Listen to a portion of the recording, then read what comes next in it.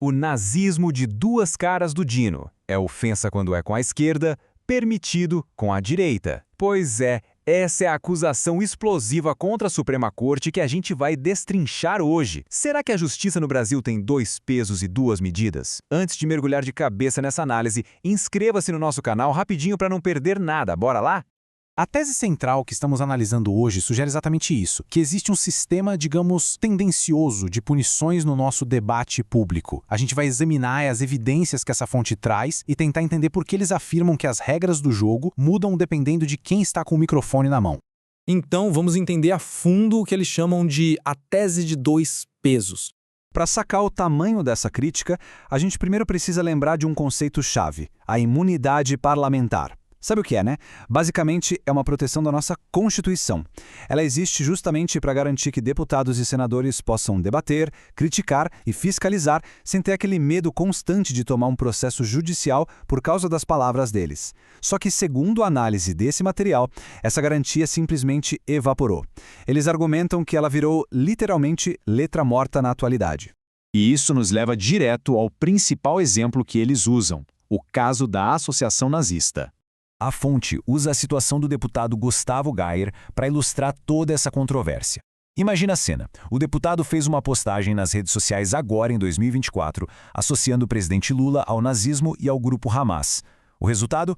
Ele virou réu.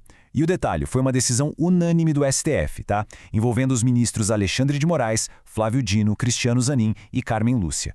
A crítica do material é super enfática aqui. Eles dizem que a imunidade parlamentar, que em teoria deveria proteger falas políticas, por mais pesadas ou ásperas que sejam, foi completamente atropelada nesse caso.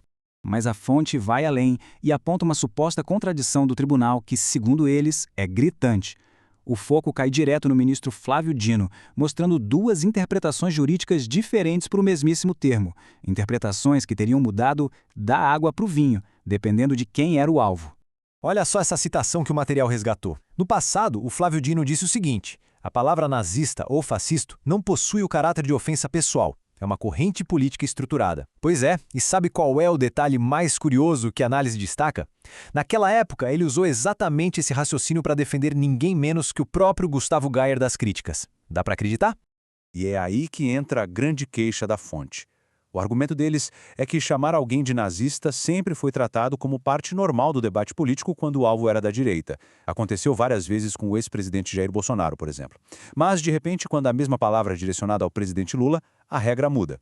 O entendimento jurídico, segundo a fonte, se inverte subitamente e a fala passa a ser tratada como um crime gravíssimo contra a honra. E a coisa não para por aí. Vamos entrar agora nas chamadas ofensivas contra a oposição. O criador desse conteúdo argumenta que o caso do Gayer não é um fato isolado. Eles listam uma verdadeira avalanche de ações, tudo em uma rápida sequência em 2024. Tem o senador Alessandro Vieira e o deputado Marcel Van Hatten enfrentando denúncias, o pastor Silas Malafaia virando réu e o deputado Eduardo Bolsonaro sendo condenado. Para a fonte, essa densidade de processos num mesmo ano não é coincidência, mas sim uma repressão muito bem estruturada. Vamos destrinchar essas acusações rapidinho para entender o contexto. O senador Alessandro Vieira está enfrentando um processo na Justiça Estadual por danos morais por causa de uma entrevista sobre circulação de recursos. Já o deputado Marcel Van Hatten corre risco de ser suspenso no Conselho de Ética porque fez um discurso na tribuna alegando que a Polícia Federal usou relatórios falsos. E o Silas Malafaia virou réu no STF por chamar o alto comando do Exército de frouxos e covardes. O ponto do material ao levantar esses dados é reforçar que qualquer fala ou crítica à máquina pública está sendo sistematicamente levada aos tribunais. E tem uma nuance super interessante no caso do Malafaia que o material faz questão de destacar. A divisão dos votos no STF. Apesar de ele ter virado réu por unanimidade, os ministros se dividiram sobre a gravidade da fala. Alexandre de Moraes e Flávio Dino votaram pelas acusações mais pesadas, de injúria e calúnia. Só que Cristiano Zanin e Carmen Lúcia divergiram. Eles rejeitaram a calúnia e aceitaram só a injúria, que tem uma pena consideravelmente menor. Ou seja, a fonte mostra que, mesmo sob forte pressão, existe discordância jurídica lá dentro sobre até onde vai um suposto crime de fala. Para fechar a lista de exemplos, o levantamento traz os casos envolvendo a família Bolsonaro. O senador Flávio Bolsonaro é alvo de inquérito por uma fala sobre possíveis delações contra o atual governo, e o deputado Eduardo Bolsonaro está lidando com um placar provisório de condenação por difamar a deputada Tabata Amaral, num processo que no momento está suspenso por um pedido de vistas do ministro André Mendonça. A conclusão do material aqui é que o debate parlamentar foi sufocado de vez, tirando toda a margem para a ironia ou para aquela crítica política mais aguda. Então, qual seria o grande objetivo disso tudo? É o que vamos ver em A Estratégia do STF. A teoria que a fonte levanta é bem audaciosa.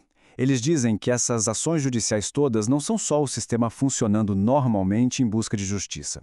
Seria uma estratégia com 3 passos claros.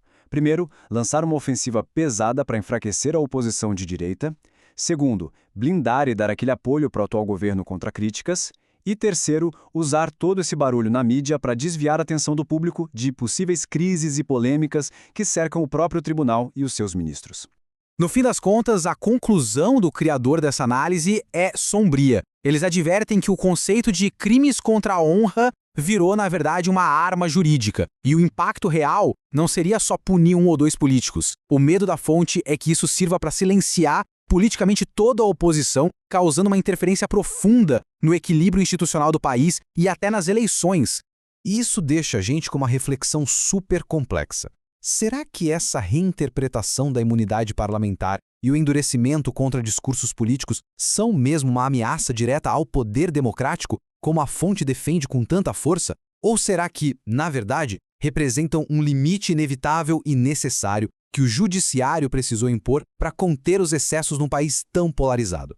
O material que a gente dissecou hoje lança críticas muito profundas. Entender os argumentos dos 2 lados é absolutamente essencial para tentar decifrar esse verdadeiro labirinto político do Brasil. Continuem buscando informações, fiquem de olho e muito obrigado por acompanharem mais essa análise estruturada até o fim.